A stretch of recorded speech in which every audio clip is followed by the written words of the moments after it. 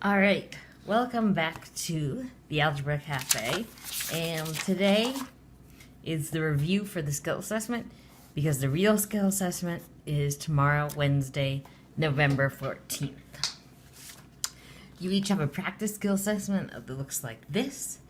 First, let's write down a few key facts about functions, which are going to be on this test. This is not function notation. This is function notation.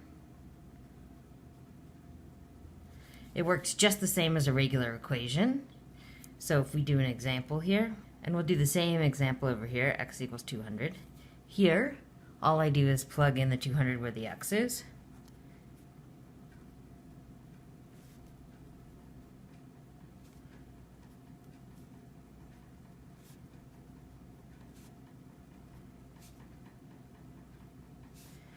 To find the y value. Here it's the same idea. I just plug in 200 before the x. So f of 200 equals 5 times 200 plus 20.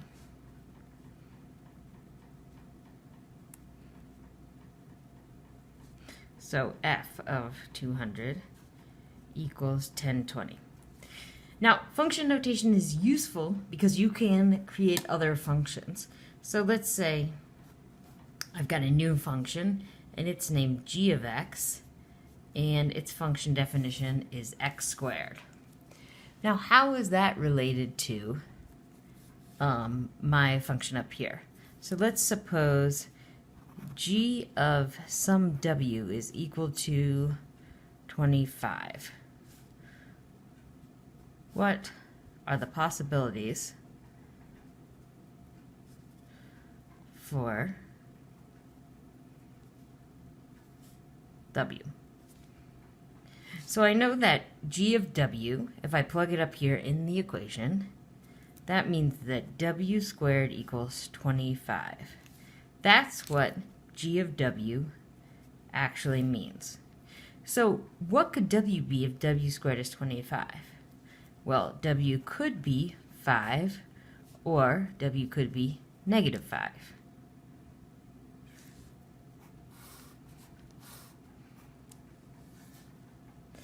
Some of the examples in this packet will have you using function notation, such as this one, and explaining what the input and output are actually meaning. So here I've got f of m equals 2.50 m plus 3.0. And we want to know f of 5. So before we even figure out what this problem is about, we can figure this out. All I'm doing is putting the 5 where the m is. So here I have a 5 in the place of the x, or the m in this case, and I'm putting the 5 right there.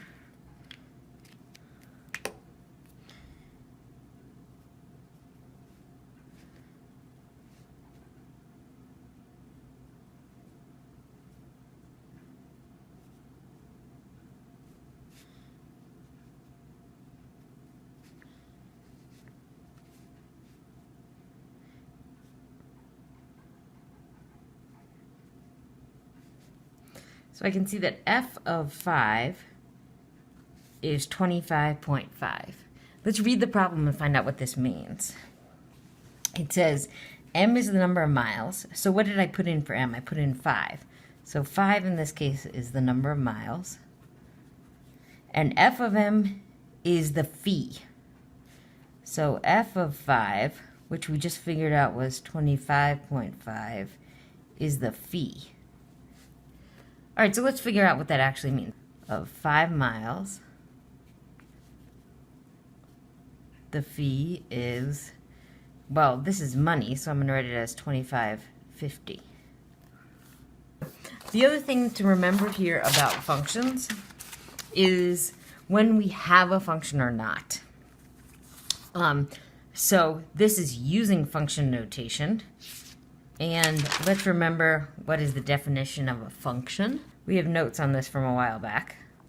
Okay, here's the official definition. I'm going to give you a couple examples of what is a function. So if I have 1, 2 in the domain, then it's fine if this goes to, say, 5, -2. This is definitely a function. Each domain matched with a range. Also a function, it's fine if we have more than one domain going to the same range. So this is also fine. These are both functions. Something that's not a function, so these are the yeses, these are the nos, is if more than one range comes from one domain. So in other words, suppose that 1 is both paired with 7 and 4. This is not a function because the domain value of 1 is paired with 2 ranges. Okay, even though 2 and 3 are going to the same range, that's not the problem. We also had the vertical line test, which told us that if we could draw a line that intersected a graph more than once, so suppose here's our graph. If we can draw a vertical line that intersects this more than once, and if I draw a vertical line here, here, here, here, I don't seem to be able to do it. So this passes the vertical line test, so it is a function. Let's draw one that fails. How's it going to fail the vertical line test?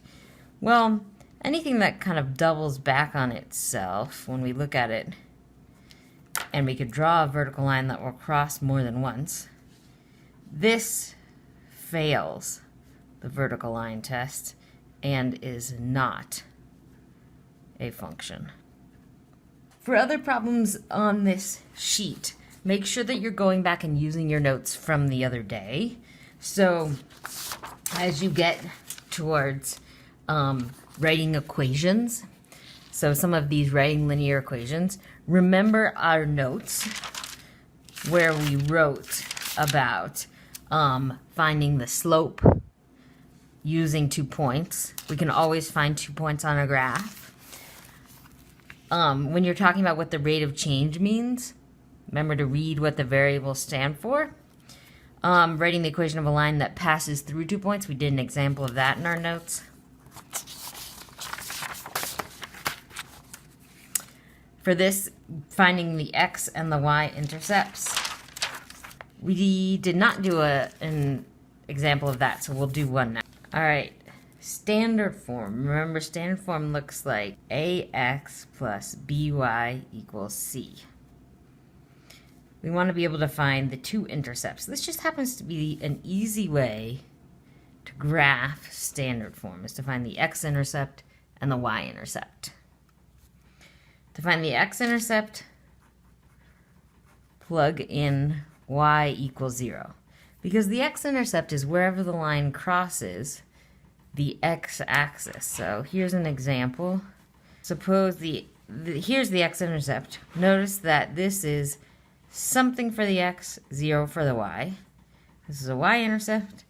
Notice that this is 0 for the x, something for the y. So we use that fact when we're trying to find the x and the y-intercept.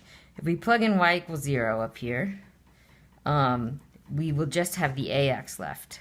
So let's do an actual example. Say -2x plus 5y equals 10. Here's our example standard form.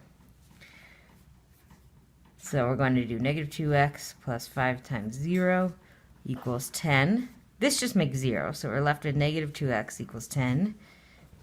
So x equals -5, and our point is -5 for the x, 0 for the y. For the y-intercept, it just goes the other way. We plug in x equals 0, so -2 times 0 plus 5y equals 10. 5y equals 10, so y equals 2. So now we've got 0 for the x, 2 for the y. When we go to graph that, we just use those 2 y-intercepts and x-intercepts, and preferably use some kind of straight edge to draw this. Now, You can graph a line from any 2 points that are on it, and in this case I just use the x and the y-intercept. So, standard form, the x-intercept, that gave me this point here, the y-intercept, that gave me this point here. For other forms, I want you to think about the notes that we took the other day.